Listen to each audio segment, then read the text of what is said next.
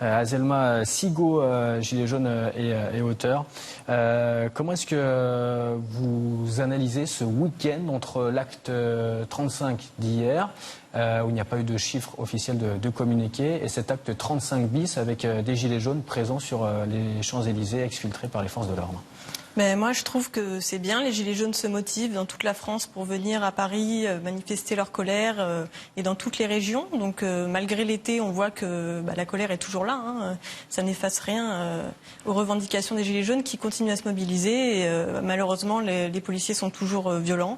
On le voit sur votre chaîne, heureusement. Mais c'est vrai que sur les autres chaînes, tout ce qu'on voit, c'est le défilé militaire. Donc, c'est un petit peu dommage.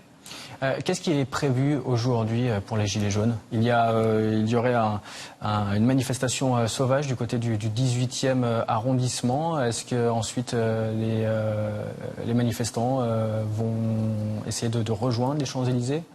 Il y a des Gilets jaunes qui sont déjà sur place, je crois. Ensuite, il y a plusieurs organisations en parallèle. Ce qu'on essaye de faire, c'est de ne pas se retrouver en trop grand nombre au même endroit, de peur de se faire gazer ou se faire agresser par les policiers. Donc c'est vrai que les infos sont un petit peu floues. Malheureusement, on a du mal à plus on s'organise et plus on risque d'avoir des soucis. Donc voilà, on essaie de communiquer entre nous et de faire en sorte d'être vus surtout. L'objectif d'aujourd'hui pour les Gilets jaunes, c'est quoi? C'est essayer de relancer le mouvement après deux samedis où il n'y a pas eu de chiffre officiel de communiqué, ni de la part du ministère de l'Intérieur, ni de la part du Nombre jaune, ni de la part du syndicat France Police Policiers en colère. Alors le mouvement, il est toujours bien présent. En effet, il y a moins de monde parce que c'est l'été, les gens sont fatigués.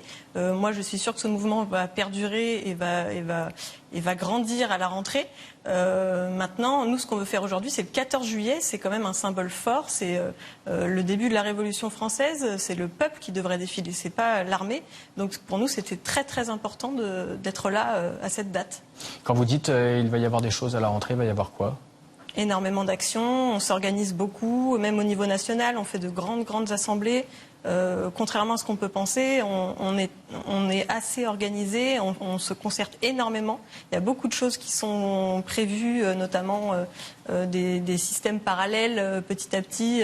Voilà, on vote, chacune des actions est votée. On essaye de s'organiser pour pouvoir manger ou échanger des services entre nous. Et quel type d'action à l'avenir pour essayer de se faire entendre? On a vu par exemple vendredi encore des péages qui ont été bloqués, opération péage gratuit de certains gilets jaunes. On l'a vu notamment à Chalamont-Senlis.